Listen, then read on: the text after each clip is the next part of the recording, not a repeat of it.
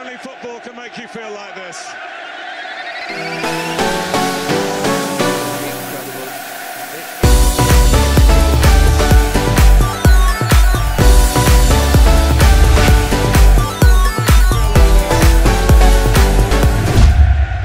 Absolutely incredible.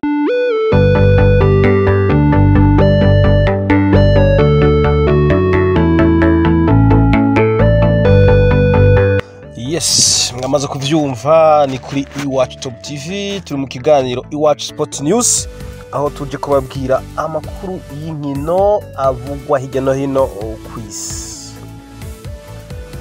Nkuko bisanzwe jewe ndi Jean Paul Dunyarmonde kuri micro, ndi kumwe na mugenzi wanje bamwita Bizman Twayibu ari mu bihinga bw'ivyuma, niwe atuma aya majwi abashikira neza cyane.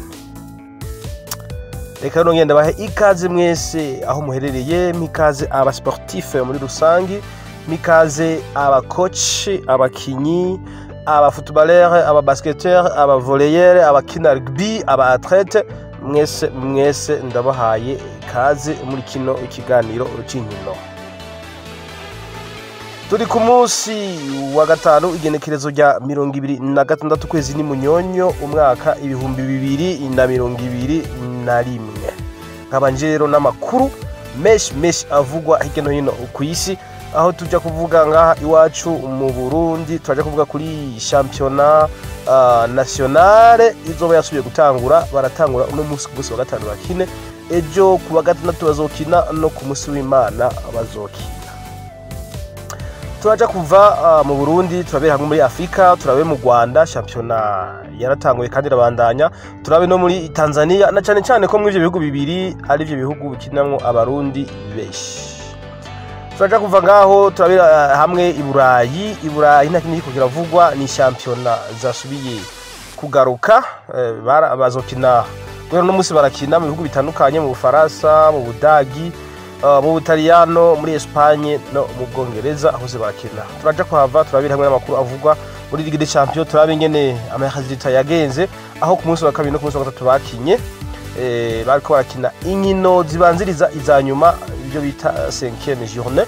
Turaza kuraba ukuntu vyagenze, turabe n'ama equipe amaze kuronka amatike azobaranya muri 8e de finale, n'ayandi ma equipe ashobora kuja muri Europa League. Byose turaja kubibabwira, tubabwire n'amakuru avugwa hanze y'ikibuga, aho muri Manchester United bakibandanya kurondera umumenyereza azosubirira Ole Gunnar Solskjaer, yamaze kwerekwa umuryango usohoka. Reka rero bashimire cyane, nongere ndabahe nikaze, ndababwire nti shalom aho muherereye, aho bukeye ndababwire nti mwaramutse, aho bwije ndababwire nti mwiriwe cyane. Yes, imbere rero yuko tuja mu idonido, reka mbanze ndamutse abakunzi bamwe b'inkino. Ndamubona bamwita nimubona Jubilile, ni umukunzi wa Manchester United, bamwita Manamona Shadrack de Marcio, ari hariya ku masanganzira, ni umukunzi wa Manchester United. Bamwita Teacher Jando hariya mu Giterane, nawe ni umukunzi wa Manchester United. Ndamubona bamwita Dr Habman Adolphe, ari hariya mu Gashoho muri hôpital, bakaba ari umufana wa Arsenal, nawe ndamubona cyane, ndamuramutse. N'inganza Melkisedeke Batazira Madudu, ari hariya ku Rusumo, reka nawe ndamuramutse. Ni umukunzi wa FC Barcelona, ndamuramutse cyane, ndabwiye ni wirambire aho uri hose.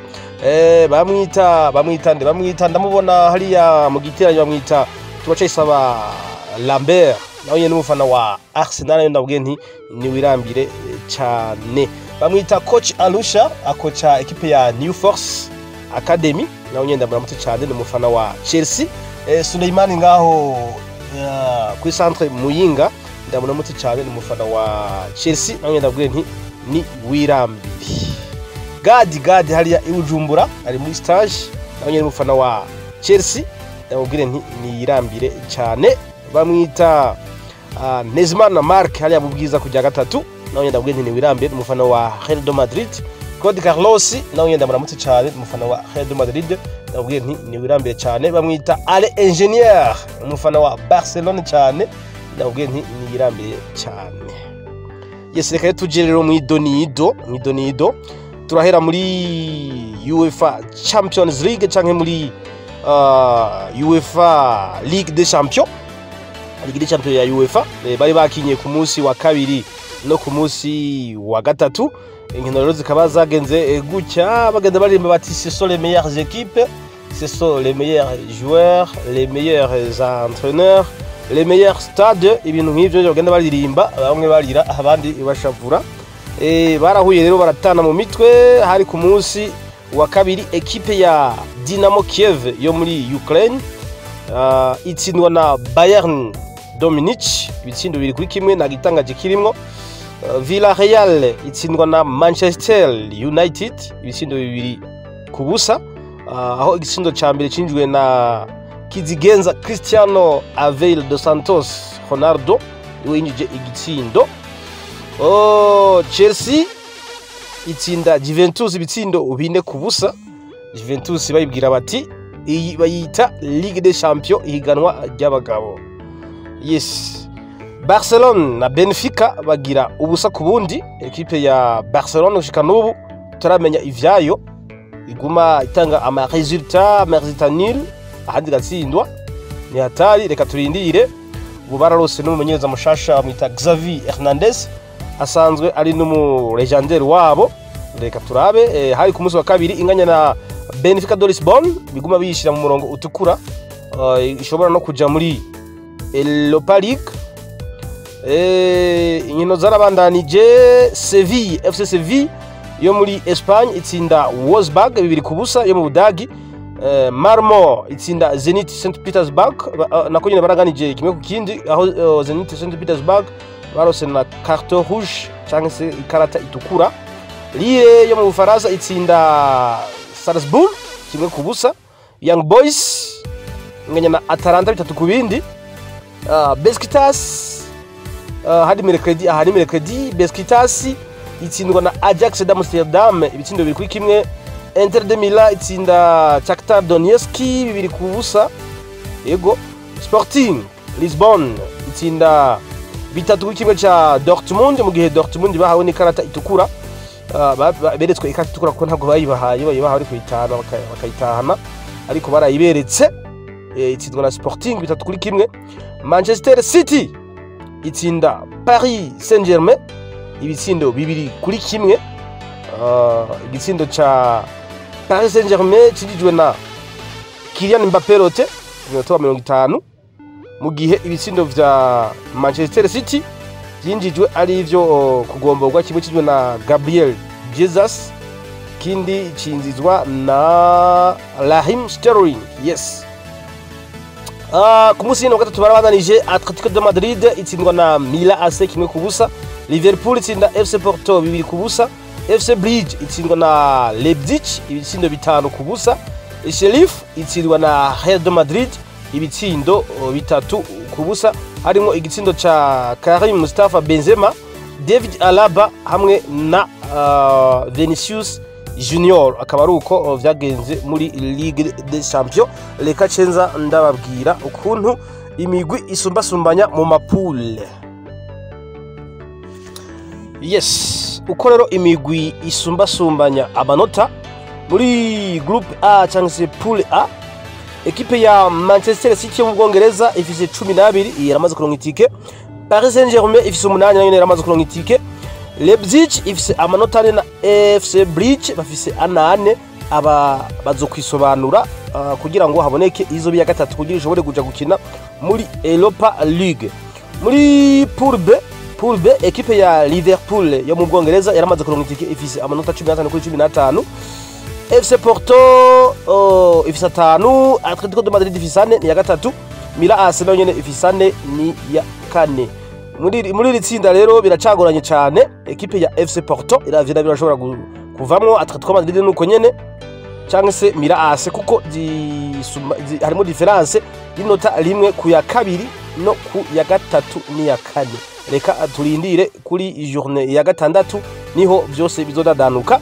Muri groupe C ekipe ya Ajax d'Amsterdam ifite 15 ni ya mbere niyo muri Pays-Bas yaramaze kuronka itike.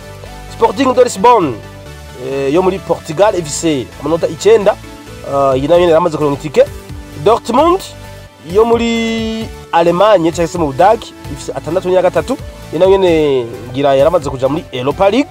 Besiktas ifise ubusa gushika ubu yo ivyayo vyaramaze kurangira. Muri pour D equipe ya Real de Madrid ifise 12 kuri 15 yaramaze kuronka itike. Inter Milan ifise 10 kuri 15 nayo yaramaze kuronka itike. Sheriff Tiraspol ifise amanota 6 iyi nayo yaramaze kuronka itike yo muri Europa League. Shakhtar Donetsk yo muri Ukraine ifise amanota rimwe iyi vyayo vyaramaze kurangira. Muri groupe E equipe ya Bayern de Munich yo mu Budagi ifise 15 kuri 15 yaramaze kuronka itike. Barcelona ifise amanota 7 ntibiradadanuka. Benfica de Lisbonne ifise 5 nayo ntibiradadanuka. Dinamo Kiev iyi urugendo rwayo rwararangiye yaramaze kuzinga ibirago isubira hariya muri Ukraine. Nukuvuga ngo muri itsinda rya E equipe yonyene ya Bayern de Munich ni imaze kuronka itike aho yifitiye amanota yayo 15 kuri 15. Barcelona ifise 7 nukuvuga Benfica ifise 5. Nukuvuga ngo Benfica izokina na Dinamo de Kiev vyayo vyamaze kurangira.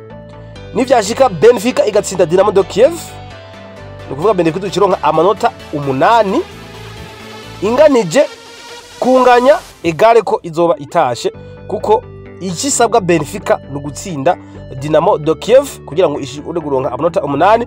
Hama Barcelona nayo igashobora n'imiburiburi basi kunganya na Bayern de Munich kandi nota rimwe igakwiza 8 ariko Benfica niyo yatsinze Dinamo de Kiev, Bayern de Munich igatsinda Barcelona nkuko yabigize muri match aller. Nukuvuga ngo Barcelona izoca ija muri Europa League ibintu bibabaje cyane ku mugwi ukomeye nka Barcelona. Ariko reka turindire bararose umumenyereza mushasha Xavi Hernandez asanzwe ari n'umu legendary wabo ngira ngo bazobikora gutyo bashobore gushimisha abakunzi babo. Reka tubirindire. Muri groupe F equipe ya Manchester United ni ya mbere ifite amanota 10 yaramaze kuronka itike yo kuja muri 8e de finale canke muri kimwe 18 gishiri ca nyuma. Villarreal ifise 7 ntibiradadanuka. Atalanta ifise 3 ni ya gatatu ntibiradadanuka nayo nyene. Young Boys ifise 4 iyo nayo nyene ntibiradadanuka. Nukuvuga muri itsinda rya F Manchester United yo nyene imaze kwizera. Villarreal ifise 7, Atalanta 6, Young Boys 4 biradadanuka. Ikipe yose yo tsitara gatoyi irashobora gusigara. Muri groupe G kiretse gusamana yonyene itosigara zindi zose ya gatatu ya kabiri ya gatatu ni ya kane irashobora gusigara. Muri groupe G yes liye yo mu Faransa ifise amanota 8 niyo ya mbere. Strasbourg ifise amanota 7, Sevilla ifise 6, Wolfsburg ifise 5 aho nta kimwe kiradadanuka. Nukuvuga equipe yose izofitara kuri 6e journée yashobora gusigara ngaha na equipe yose ashobora kubi ya nyuma. Lille ifise 8, ya kabiri ifise 6 Strasbourg, Sevilla ifise 6 ni ya gatatu, Wolfsburg ifise 5 ni ya kane. Nukuvuga ngo Wolfsburg ya nyuma ifise 5 itsinze Lille yatsinzwe yashobora kubi ya mbere kigira 8. Strasbourg uko nyene ifise 7. Umva rero ngaha ntibyatadanuka yasha ni itsinda kabisa y'urupfu, ni itsinda rikomeye cyane. Muri groupe H ariyo ya nyuma equipe ya Chelsea FC yo mu Bwongereza ifise 12 kuri 12 nganye na Juventus 12 kuri 12 zose zaramaze kuronka itike. Hasigaye gusa kuzoboneka equipe izosohoka ari ya mbere muri pool. Ndabibutse ko gusohoka wa mbere ibi vyongereza amahirwe kuko ututombora equipe yabaye ya kabiri muri pool gutyo equipe yabaye ya mbere ibifise amahirwe menshi yo kubandanya kuko umva wabaye wa mbere ubukomeye wa kabiri nawe abagoyagoya ni ibintu byumvikana cyane. Equipe ya Zenit St Petersburg yo muri Russie ifise amanota 4 ya gatatu. Marmo ifise inota rimwe gushikubu. Nibaze yuko entre ya Marmo na Zenit ayo ni byadadanuka kuko Marmo ifise rimwe itsinze, Zenit yatsinzwe ishobora guca igira nayo amanota 4 gutyo izi nazo ziracishakishamo izoba iya gatatu nizotaha. Yes, Chelsea rero na Juventus ndabwiye ko zamaze gukomeza muri groupe H aho hasigaye gusa kumenya kuri journée ya nyuma izosohoka ari ya mbere izosohoka ari iya kabiri. Yes, reka turabe abamaze gutsinda ibitsindo vyishi muri UEFA Champions League sezo 2021 bishira 2022. Bamwita Sebastien Haller. Yes, Sebastien Haller uyu ni umunya Irlande afise ibitsindo 9. Robert Lewandowski wa Bayern de Munich ni umunya Pologne afise nayo ibitsindo 9. Christopher Nkunku, yes, Christopher Nkunku afise ibitsindo 7. Cristiano Alves dos Santos, Ronaldo afise ibitsindo 6 ni wa Manchester United n'umunya Portugal. Mohamed Salah wa Liverpool n'umunya Egypte afise ibitsindo 6. Akaba ari uko basumbasumbanya ibitsindo batanu ba mbere nabo barongowe na Sebastien Haller hamwe na Robert Lewandowski, tutibagiye Christopher Nkunku, abakurikira Cristiano Ronaldo, Mohamed Salah, nuko basumbasumbanya ibitsindo. Abandi bari mu busi ibitsindo 4 3 2 kubandanya gushika ku mwisho. Yes, ngaha rero uko imigwi 10 n'umwe, imigwi 11 ku migwi 16 izoja muri weekend final muri kimwe 18 gishyira icyanyuma. Imigwi 11 iramaze kuronka tike. Iyo migwi nayo ni Liverpool yo mu Bwongereza, Ajax Amsterdam yo muri Pays-Bas, Bayern de Munich yo mu Budagi, Manchester United yo mu Bwongereza, Juventus yo mu Butaliyano, Chelsea yo mu Bwongereza, Manchester City yo mu Bwongereza, Paris Saint-Germain yo mu Bufaransa, Real de Madrid yo muri Espagne, Inter de Milan yo mu Butaliyano hamwe na Sporting de Lisbonne yo muri Portugal. Iyo akaba ari imigwi 11 imaze kuronka itike izobashikana muri kimwe 18 gishira icyanyuma. Reka tubaze tumeraga amateka toyi cengaruka ndababwira ayandi ma statistic yo muri UEFA Champions League.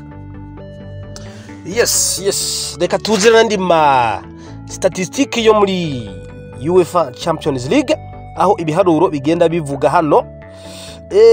Muri UEFA Champions League biravuga yuko equipe ya Ajax d'Amsterdam yashoboye gutsinda match zayo zitanu muri Ligue des Champions. Ni kuvuga ngo umugwi wo muri Pays-Bas washoboye kubikora. Ni kuvuga ngo uyu ni mugwi ushoboye gutsinda match zitanu zo muri Champions League, ni kuvuga zija match zo mu mapool yikurikiranya. Ni equipe ya Feyenoord hari mu 1971 gishira 1972. Mwico gihe mujyo higanwa niho umugwi wa Feyenoord nawe nyene washoboye kubigera ko nk'ivyo Ajax ikoze muri kino gihe. Bamwita Sebastien Haller, uyu ni umunya Irlande. Yes, ni umunya Irlande. Yabaye umukinyi wa mbere muri histoire ya Ligue des Champions ashoboye gutsinda ibitsindo 9 mu nkino zitanu zitangurira amapule y'inkino zitanu. Niwe wa mbere muri histoire ya Ligue des Champions ashoboye kubigerako, niwe abaye uwa mbere. Kylian Mbappe wa Paris Saint-Germain yabaye umukinyi wa mbere muri histoire, muri kahise ka Ligue des Champions ashoboye gutsinda ibitsindo 29 mu gihiganwa rya Ligue des Champions afise imyaka 23. Urumva ko ari biharuro bigenda bivugwa muri Ligue des Champions. Ama statistique ngaha baba haruye biravuga ngo equipe ya Inter de Milan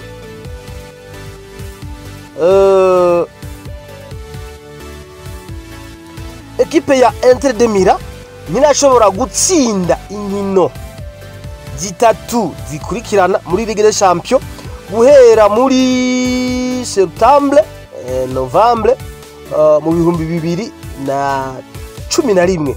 Nirashobora gutsinda izo match zitatu zikurikiranye, no kuvuga iri kubikora mu mwaka wa 2011. No kuvuga ngo Karim Benzema yarashoboye gutsinda ibitsindo 4 muri match ziwe zikurikirana muri Ligue des Champions. Ibintu yereka gukora mu kwezi kwa 11 muri sezo ya 2016 ishira 2017 niho yashoboye gukora nk'ivyo, akaba yongeye kubikora uyu mwaka wa 2021 ushira 2022. niho ashoboye gutsinda ibitsindo bine yikurikiranya muri Ligue des Champions. Bamwita Christopher Nkuku abaye umukinyi wa mbere w'umufaransa muri kahise ka Ligue des Champions ashoboye gutsinda ibitsindo indwi abitsindiye hajya bakiri mu mapule bataragera muri knockout stage, kuvuga hamwe utsindwa tuvamwo. Niwe mukinyi w'umufaransa ashoboye gutsinda ibitsindo indwi. Aba ba Karim Benzema, ba Antoine Griezmann, ba Thierry Henry, ba Zinedine Zidane ntavyo bigeze bakora, ariko uyu Christopher Nkuku niwe ashoboye kubishikako. Ndabibutse ko akinira equipe ya Leipzig, reka ndabaraba neza equipe akinira. Christopher Nkuku niwe mukinyi w'umufaransa ashoboye kugera kuri ivyo. Equipe ya Paris Saint-Germain mu Bufaransa imaze gutsindwa inkino zibiri mu nkino 8 iherutse gukina. No kuvuga yatsinzwe zibiri itsinda nako yanganije zibiri itsindwa zine itsindwa zibiri mu nkino 8 Paris Saint-Germain iherutse gukina za Ligue des Champions zikurikirana. Yatsinzwemwo inkino zibiri inganya zibiri hama itsinda inkino zine, nuko vyifashe. Yes, izo nizo statistique twashoboye kuronka twababwira mu bijanye na UEFA Champions League y'umwaka w'2021 ushira umwaka w'2022. Ikindi twavuga ni umukinyi Cristiano Ronaldo, aho bavuga yuko asumvya ibitsindo Messi, Mbappe, Neymar. Bafise ibitsindo bine, nawe afise ibitsindo 6 wenyene mu nkino zitanu, afise ibitsindo 6. Uyu bamwe bazgaye bavuga ngo bazoyite ngo ni UEFA Cristiano Ronaldo, bahindure kuyita UEFA Champions League ahubwo ngo bayite UEFA Cristiano Ronaldo, kuko niwe mukinyi muri kahise ka Ligue des Champions amaze gutsinda ibitsindo vyinshi, hamaze gushika ku bitsindo birenga 128 sitavyibuka neza, ariko amaze gutsinda ibitsindo vyinshi cyane.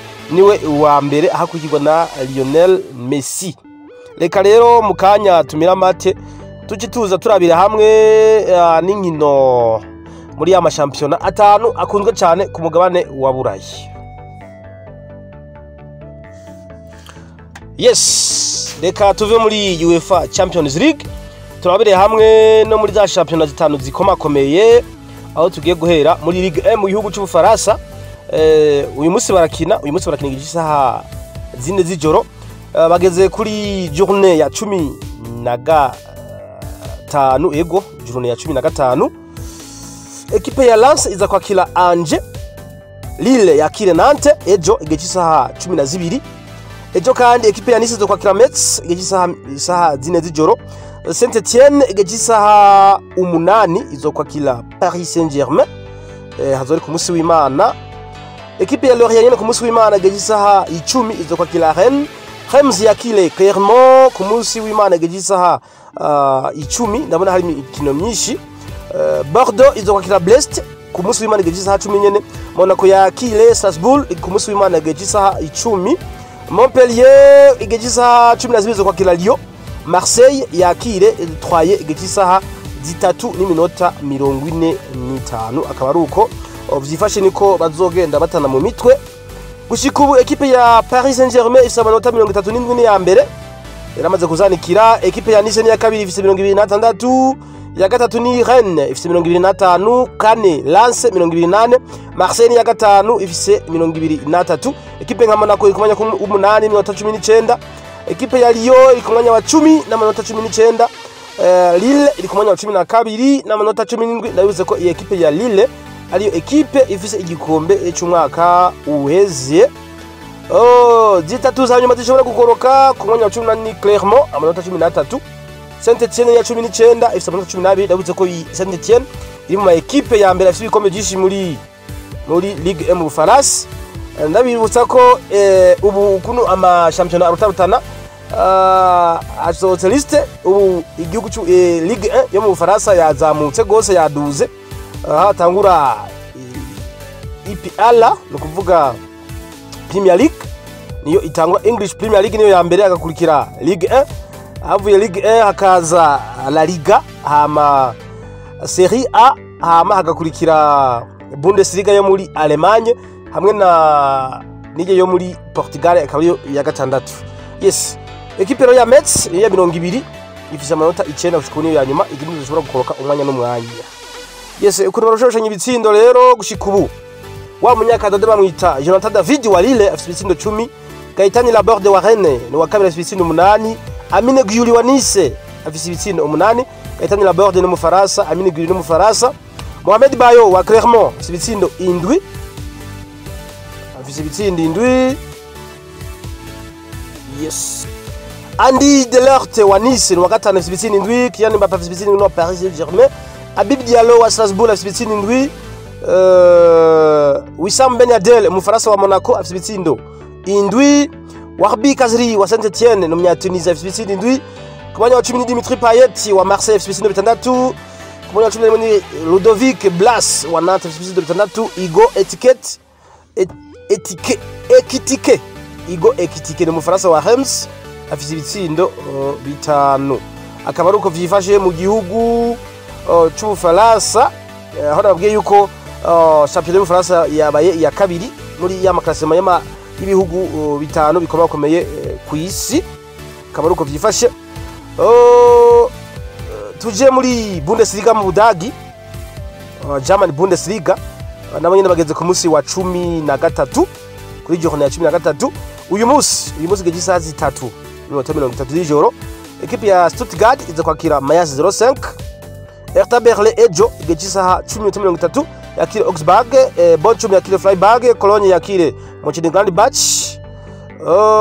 Greuther Fürth yakire Hoffenheim ejo, Wolfsburg izo kwakira Dortmund, Bayern de Munich yakire Arminia Bielefeld izo bari gije 1:30.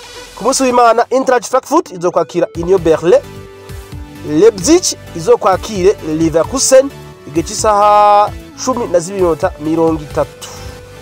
Yes, gushika ubu ekipe ya Bayern de Munich ifise 28 niyo ya mbere, Dortmund ni ya kabiri 27 irayikurikira irusha inota rimwe gusa, Freiburg ni ya gatatu ifise 22, Leverkusen ni ya kane 21, Union Berlin ni ya gatanu 20. Ekipe nka Leipzig iri ku mwanya w'amanota 18, ekipe nka Mönchengladbach iri ku mwanya w'icenda amanota 18 nayo nyene. Zitatu za nyuma ku mwanya wa 16 ni ekipe ya Stuttgart ifise amanota 10, Arminia Bielefeld ni ya 17 ifise amanota 9, 18 ni Greuther Fürth ifise inota rimwe. Akaba ari uko vyifashe muri Bundesliga. Ndabibutse ko muri Bundesliga bo bafise ama ekipe 18 mu gihe ibindi bihugu bifise ama ekipe 20.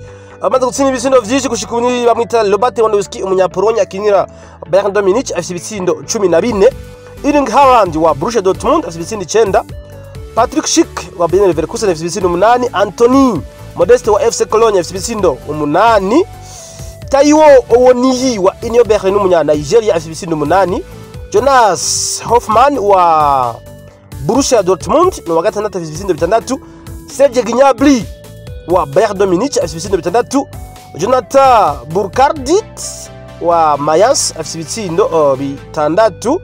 Akaba ari uko vyifashe mu gihugu c'Ubudagi muri Bundesliga. Twageze no muri Serie A cyangwa se Calcio ni mu gihugu c'Ubutaliyano, nabo nyene bazokina umunsi wa 14 wa championnat. Uko bimeze rero uyu munsi nyene barakina no munsi wa gatanu. Ekipe ya Cagliari iza gukina na Salernitana igihe cy'isaha 3:45. Sampdoria ejo na Hellas Verona bazokina igihe cy'isaha 10. Empoli isaha 10 izokina na Fiorentina. Juventus igihe cy'isaha 1 y'ijoro izo kwakira Atalanta Bergamo. Venezia izo kwakira Inter igihe cy'isaha 3:45. Ku munsi w'Imana Udinese izo kwakira Genoa igihe cy'isaha 10:30. Igihe cy'isaha 7:30. Mira izo kwakira Sassuolo ku munsi w'Imana igihe cy'isaha 10. Spezia izo kwakira Bologna igihe cy'isaha 10 nayo nyene. Igihe cy'isaha 1 y'ijoro AS Roma ya Jose Mourinho izo kwakira Torino igihe cy'isaha 1 y'ijoro. Napoli yakire Lazio igihe cy'isaha 3:45 nigo rukino ruzohereza. Gushika ubu rero ekipe ya Napoli kuri juru ya 14 ni ya mbere ifite amanota 32, Milan baranganya 32, Inter de Milan ya gatatu 28, Atalanta ni ya kane 25, AS Roma ya Jose Mourinho 22, Lazio de Roma ya gatandatu ya Maurizio Sarri 21, Fiorentina ni indwi 21, Juventus iri ku mwanya nayo nyene 21. Ekipe zishobora gukoroka umwanya n'umwanya ego oya reka tubandanye amaze gutsinda ibisindo vyinshi. Yes, amwita Chilo Immobile wa Rajelom afite ibisindo 10, Dusan Vlahovic wa Fiorentina afite ibisindo 10 nawe nyene.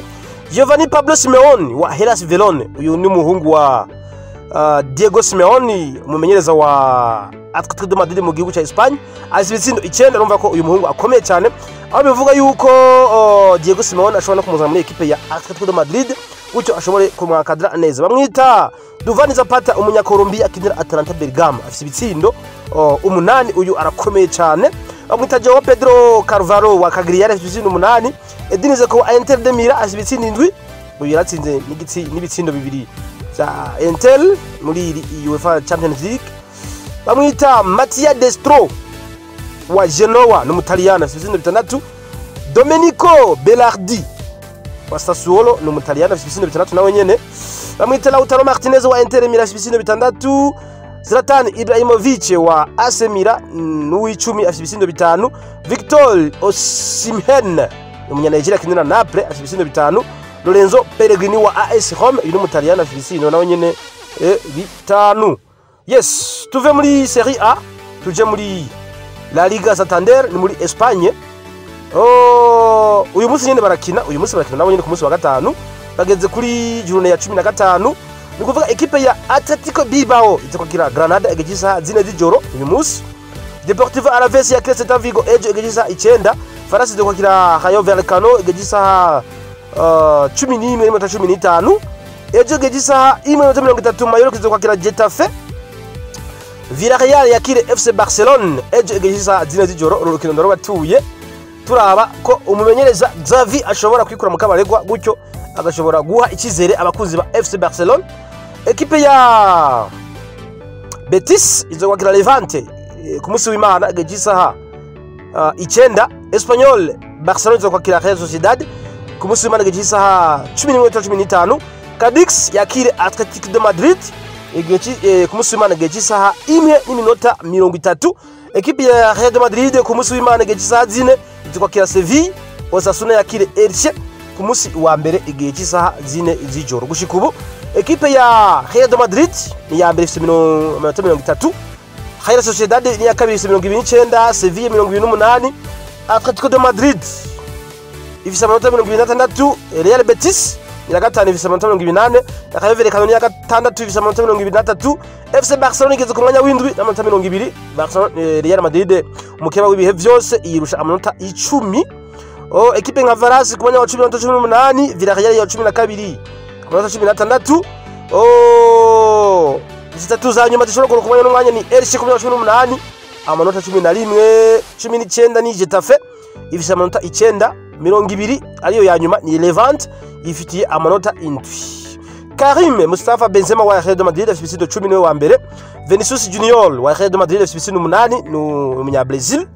Luis Suarez umunya Uruguay akinira Atletico de Madrid afite ibisindo 7 ni wa gatatu. Raúl wa Espanyol Barcelona afite ibisindo 7. Memphis Depay wa FC Barcelona afite ibisindo 7. wa gatandatu ni Mikel Oyarzabal wa Real Sociedad afite ibisindo 6. William Jose wa Betis Sevilla afite ibitsindo 6. José Lu wa Alaves n'umunya Espagne afite ibitsindo 6. Radamel Falcao wa Rayo Vallecano afite ibitsindo 5. Yes, reka tubaranye twihuta tuje no muri EPL. Yes, English Premier League nabo nyine bazoba bageze ku munsi wa 13 wa championnat.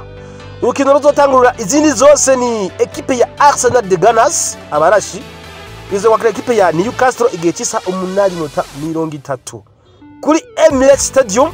Arsenal yakira Newcastle igihe cy'isa 8:30. Arsenal iherutse gutsindwa na Liverpool ibitsindo 4-0 bayibatiza ngo 4-0 cyangwa se foji. Turabe ko izoshobora kwikura imbere ya Newcastle, aho Newcastle gushika ubu ari equipe iri kubarizwa mu kibanza ca nyuma. Yes, Liverpool kuwo munsi nyine wa gatandatu ejo izokwagira Southampton igihe cy'isa 11. Norwich City yakire Wolves igihe cy'isa 11. Crystal Palace igihe cy'iyo saa nyene izokwagira Aston Villa. Brighton and Hove Albion izokwakira Leeds United igihe cy'isaha 1:30. Ego Brentford yakira Everton ku munsi w'Imana igihe cy'isaha 10. Manchester City izokwakira West Ham kuri Etihad Stadium izokwakira West Ham. The Hammers abakutsa kubita Nyundo bi Londres igihe cy'isaha 10 ku munsi w'Imana. Leicester City izokwakira Watford ya Lanieri ibitsindo nako izokwakira ku munsi w'Imana igihe cy'isaha 10. Yego Burnley ku munsi w'Imana nyene igihe cy'isaha 10 izokwakira Tottenham. Chelsea ku munsi w'Imana igihe cy'isaha 12:30 izokwakira Manchester United. Choc du jour. Yes. Manchester United kabisa zamaze no guhindura imirisho aho umumenyereza wabo Ole Gunnar Solskjaer yamaze kwerekwa umuryango. Nuko rero bimeze niyo no kwita choc du jour, affiche du jour. Chelsea ku munsi w'Imana igihe cy'isaha 12:30 yakira ekipe ya Manchester United y'abatoza nka Michael Carrick hamwe na Fletcher.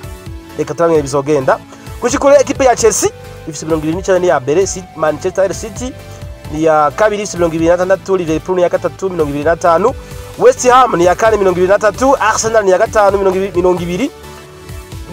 Gatandatu ni Wolves ifise 19, Tottenham ni yindwi ifise 19 nayo nyene. Manchester United ni y'umunani ifise 17. Ekipe ya Brighton and Hove Albion ni 9 ifise 17. Crystal Palace ni 10 ifise 16. Everton ni ya 11 ifise 15. Leicester City ni ya 12 ifise 15. Ekipe ya Southampton ifise mu kibanza 13 ifise 18. Brentford ni ya 14 ifise 13. Aston Villa ni ya 15 ifise 13 nayo nyene. 13 ni Watford ifise 13. Leeds United ni ya 17 ifise 11. Burnley ni ya 18 ifise amanota 9. Norwich City ni ya 19 ifise amanota 8. Kuko nabivuze ekipe ya Newcastle izorana Arsenal ifise amanota 6 niyo ya 20 gushika ubu niyo ya nyuma. Amaze gutsira ibizino byinshi bamwita Mohamed Salah wa Liverpool. Mo Salah umunya Egypte akina Liverpool afise ibitsindo 11. Jamie Vardy wa Leicester City afise ibitsindo 7. Sadio Mane wa Liverpool afise ibitsindo 7. Michael Anthony wa West Ham afise ibitsindo 6. Maxwell wa Burnley ni wa gatanu afise ibitsindo 5. Rafinha wa Leeds afise ibitsindo 5 n'umunya Brazil. Diogo Jota wa Liverpool n'umunya Portugal afise ibitsindo 5. Ismail Sali wa Watford uyu n'umunya Cameroon afise ibitsindo 5. Amwita Roberto Firmino Barbosa no w'icenda no wa Liverpool n'umunya Brazil afise ibitsindo 4. Akaba aruko vyifashe Reece James wa Chelsea afise ibitsindo 4. Cristiano Ronaldo wa Manchester United ibitsindo 4. Channel wa Wolverhampton afise ibitsindo uyu n'umunya Korea du Sud afise ibitsindo 4. Na Son wa Manchester United afise ibitsindo 4. Yes, Joshua King Watford ibitsindo 4. Pierre-Emerick Aubameyang wa Arsenal ibitsindo 4. Nail wa Brighton and Hove Albion afise ibitsindo 4. Canol wa Crystal afise ibitsindo 4. Wilfried Zaha wa n'umunya Cote d'Ivoire akinira ekipe ya Crystal Palace y'umumenyereza Patrick Vieira afise ibitsindo 4 nawe nyene akaba aruko vyifashe. Yes, inyuma yo kuva mu mashampiyona atandukanye akomakomeye ku gabane wa Buraya, reka turabire hamwe n'amakuru avugwa hanze y'ikibuga. Hano hari inkuru ivuga ngo imigwi imaze kwitabira igikombe ca UEFA Champions League ni imigwi 526. Muri iyo migwi 226 imigwi 20 yonyene niyo imaze gutsinda ibitsindo vyinshi muri Ligue des Champions kuruta umukinyi Cristiano Ronaldo. Iyo bacavuga bati Leo Messi, Neymar na Mbappe bateranya bafite ibitsindo 4. Mugiye Cristiano Ronaldo amaze gutsinda ibitsindo 6. No kuvuga Cristiano Ronaldo wenyene asumvya trio ya Paris Saint-Germain ibitsindo 2. Bacavuga bati UEFA Champions League ntabwo ikwiye kwitwa UEFA Champions League, ahubwo ikwiye kwitwa UEFA Cristiano League. Insolite. aba barabafana ba Cristiano Ronaldo ariko baravuga utuntu nkutu ariko ugiye kubiraba uyu mukinyi kabisa arabikwiye kuko ibintu akora muri iri higanwa ni ibintu bitangaje cyane aho wewe ataraba ngo umugwi wiwe uragoyagoya wewe aguma yitsindira ibitsindo. Yes, iyi ni nkuru muri Manchester United inyuma yaho zihinduriye imirisho umenyereza Ole Gunnar Solskjaer akerekwa umuryango ngaha baravuga umusimbura wiwe. Inyuma yaho abamenyereza bavuzwe benshi cyane umumenyereza wa Paris Saint-Germain Mauricio Pochettino ko ashobora kuza gusimbura Ole Gunnar Solskjaer hama umumenyereza nawe Zinedine Zidane agasubirira Ole Gunnar Solskjaer muri Paris Saint-Germain ariko izo ni nkuru zivugwa ntituramenya ukuri ntibiraba official. Hari umumenyereza ngaha ariko aravuga bamwita Khalif Langnick uyu biravuga yuko ashobora kuba ari we agiye guhabwa akazi muri Manchester United. Yes, rero ikaba ari breaking news aho bivuga yuko uyu mumenyereza Khalif Langnick uyu n'umunya Alemanya canke n'umudagi yes n'umudagi akaba yamenyereje ama equipe nka Leipzig ubu akaba yamenyereza equipe ya Lokomotiv Moscow yo muri Russie akaba ariyo yamenyereza rero bivuga yuko ashobora kuba ari waje kumenyereza equipe ya Manchester United. Reka turindire turabe ingene bizogenda.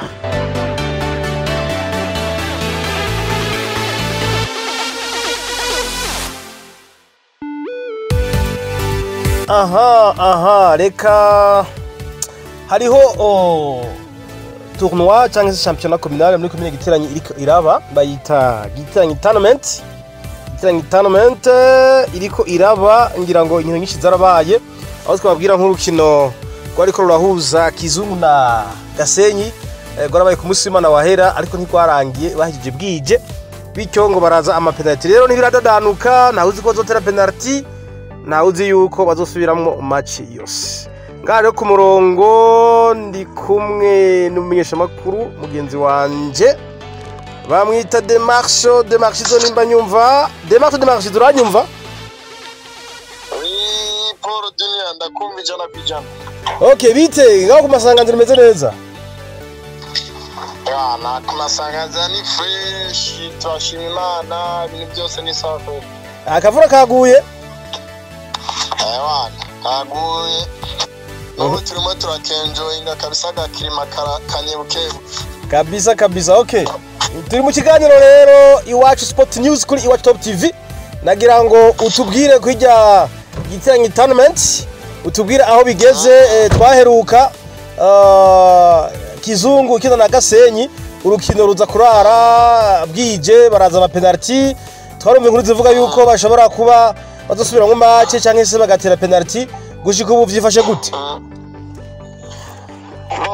Giteranyi football tournament tuvugana ku munsi wa Mungu bazokina icyo no kwitwa 8e de finale kimwe cy'umunani kirangiza yego ariko match ya Gasenyi na Kizungu ikaba ari match yo muri last 32 icyarangiye mwese muravyibuka kubera ikibazo cy'ijoro garabiriye ko batanguye batevye biba ngombwa ko match rero amakipe ku mpande zombi ndetse bafatanije na federation bakaba barumvikanye ikabizosubirwamwo kuri w'Imana ikibuga bakaba bari ngo barumvikana ko bokinira mu Kizungu kubera ubushize bari bakiniye mu Gasenyi president wo mu Kizungu nawe akaba avuga ati mubazane hano kwitapi wanje murabizi yuko afise ikibuga cyiza cyane giteyemwe n'ubwatsi n'igazo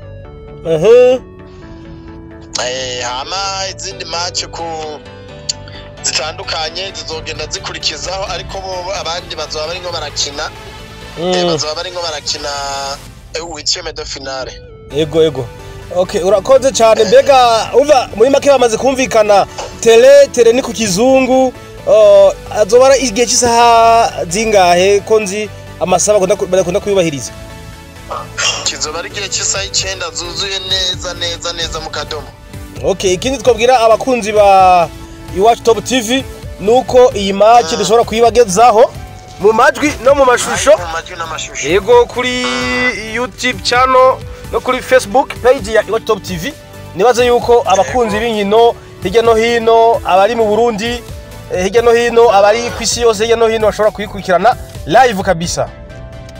Bana mu majwi n'amashusho kabisa ku munsi wa Mungu igihe cy'isaha 9 babe magabo hama izindi match ziri ku munsi wa Mungu akaba ari match ya Gishenyi izohura na Kayove hanyuma Kabogo izohura na Mukoni Kizungu Gasenyi twe twabibabwiye hama Tura izohura na Buhangara.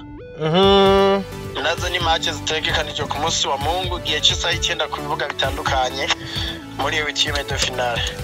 Okay, urakoze cyane reka rero tugushimire ko ayo makuru utugejejeho. Tugukengurukire gose nibaze yuko ku munsi w'Imana tuzohurira ku kibuga mbe kitongo kihari. Kizungu Stadium. Yes. Tuzohurira kuri Kizungu Stadium igihe cy'isaha 9 ku munsi w'Imana tuzoba twahigereye nka Iwacu Top TV turi live kuri Facebook page no kuri YouTube channel. Ni ya Jibril muri kumwe. Oya nabwo turi kumwe yafatiriwe gato ndi jenyene. Okay. Bo sinza makuru ajanye no mu ico bitwa manager interim wa Manchester United mushasha bagira bashiraho yuko hari ico mukizi ko kuvuga no mu gabo bitwa Lafrangnick. Yes, ya kocha Lokomotiv Moscow. Agaye ari directeur sportif mu equipe ya Lokomotiv Moscow mukamwa mumenyereye muri equipe iziza Red Bull zose muzi yaba Red Bull Salzburg canke Red Bull Leipzig murayizi yo mu Budagi. Yego akaba ari umugabo rero ari nyuma ya zijya projet zose uko zagiye zubakwa zagiye makipe ndetse n'ubwoko bw'imikinire akaba ari we abiri nyuma akaba ari we agiye kuba ico bitwa interim manager wa Manchester United kugeza mu kwezi kwa gatandatu mu mpeshi akaba agiye gusinya amasezerano y'amezi 6 ariko harimo option yo kumugura ashobora kuca afata imyaka 2 nk'umu manager mu gihe yoba yitwaye neza akacaba head coach mukuru. Merci beaucoup urakoze cyane. Reka ndagushimire cyane. Sawa nawe murakoze.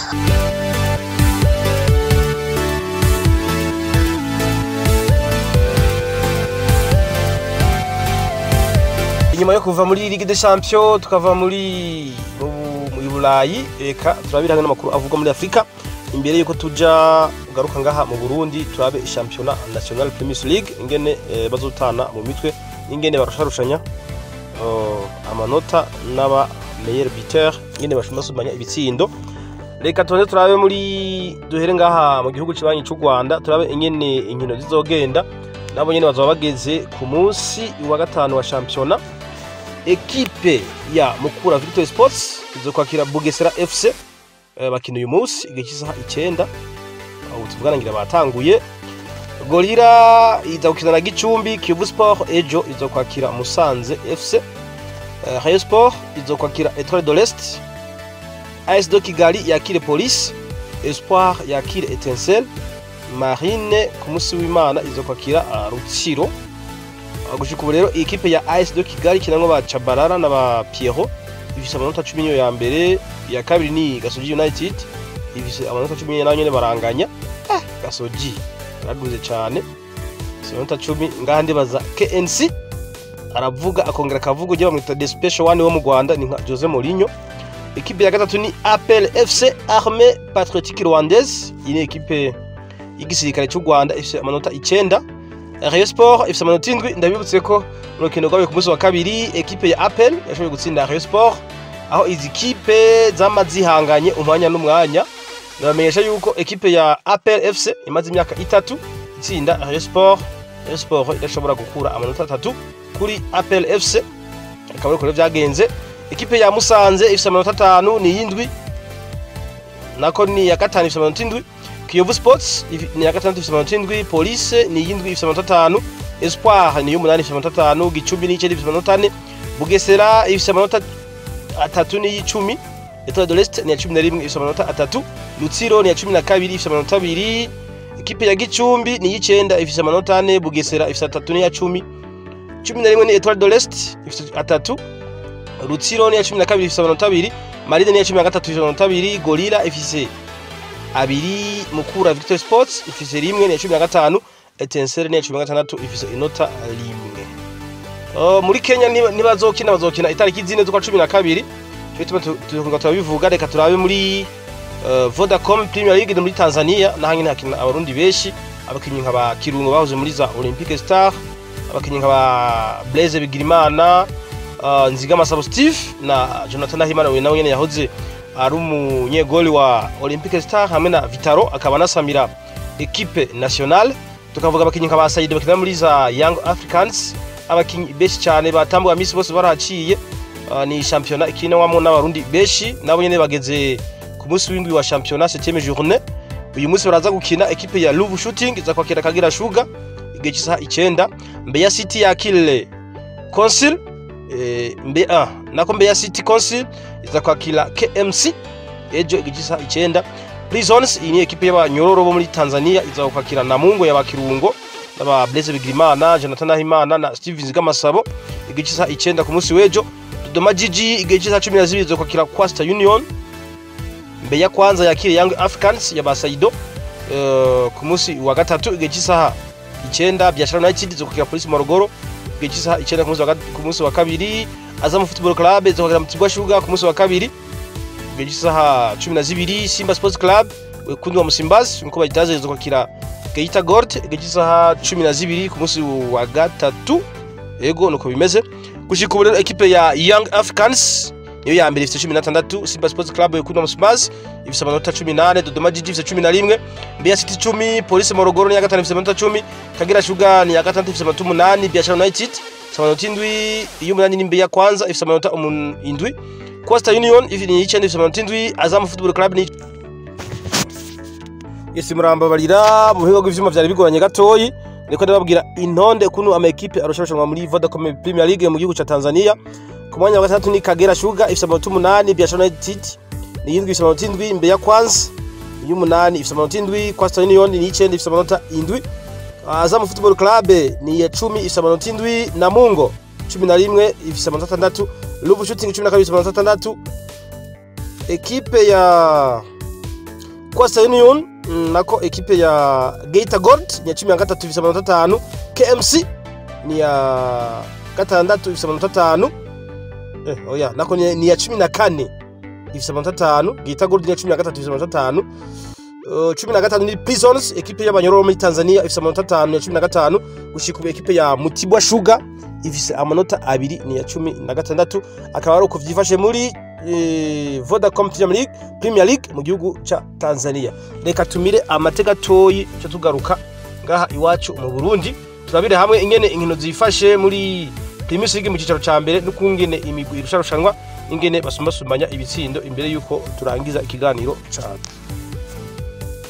yes twageze muri Premier League mu cicaro ca mbere bazoba bageze ku munsi wa 14 nukuvuga umunsi ubanziriza uwa nyuma mu byo bita phase ale canke mu nkino zo gutangura bace batangura igice cya kabiri byo bita phase retour mu nkino zo gusubiriza uno munsi nako bazokineje ku munsi wa gatandatu equipe ya Bujumbura City ari kuri stade Intwari mu gisagara ca Bujumbura izokwakira equipe ya Le Messager Dongozi igice cy'isaha indwi Le Cloco FC yo mu Rumonge ini equipe ya Academy Le Messager ryashure gigisha umupira w'amaguru izokwakira hari kuri stade Ivyizigiro mu Rumonge equipe ya Flambeau Centre y'Igitega igice cy'isaha 9 ku munsi w'ejo Top Junior yo mu Kayanza kuri stade Gatwaro izokwakira Musonga TFC y'Igitega Olympic Star y'Imuyinga kuri stade Umuco izokwakira equipe ya Kwale do Muravye igice cy'isaha 9 Rukinzo hariya kuri stade Urunani mu Cibitoke niho yakira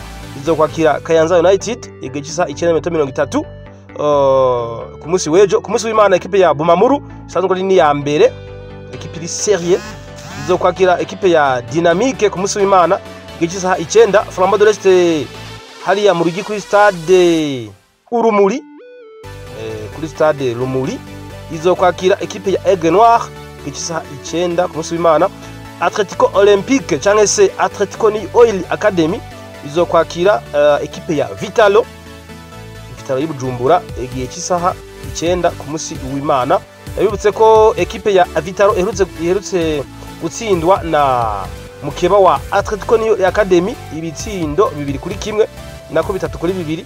Reka tunire turabe yuko na Atletico New Oil Academy zoshobora kwikura imbere ya Vitaro hazoba ari ku munsi w'Imana. Yes, gushika ubu rero ekipe ya Bumamuru ni ya mbere ifise 32, Musongati y'Igitega ifise 23 ni ya kabiri, Flambeau du Centre ni ya gatatu ni y'Igitega ifise 22. Iya kane ni Aigle Noir y'Imakamba ifise 20, ya gatanu ni Le Messager d'Ongozi ifise 20, gatandatu ni Atletico New Oil Academy ifise 19. Ku kibanza cy'indwi ni Top Junior ifise amanota 19. Ekipe ya Dynamique ni y'umunani ifise amanota 18. Vitalo ni y'icenda ifise amanota 18. Ekipe ya 10 ni Rukinzo FC, ekipe ya Police ifise amanota 16. Ekipe ya Bujumbura City 11 ifise 15. Olympique Star y'Imuyinga ni ya 12 ifise 15 nayo nyene. Ekipe ya 13 ni Flambeau de l'Est ifise 18 iri yo mu Ruyigi. Royal de Muramvya ni ya 15 ifise nako ni ya 14 ifise 13. 15 ni Kayanza United ifise amanota 10. Ekipe ya nyuma gushika ubu ni ekipe ya Le Cloco ifise amanota 5. Reka cenza ndababwira abangene basumbasumbanya ibitsindo mu kanya. Yes, gushika ubu rero ekipe ya nako kuno basumbasumbanya ibitsindo bamwita Banz Patrick wa Bumamuru afite ibitsindo 7. Ndikumana Landry wa Atletico New Oil Academy afite ibitsindo 7 no kabiri. Nduwimana Desire wa Burundi Sport Dynamique afite ibitsindo 7 bose banganya kuri 3.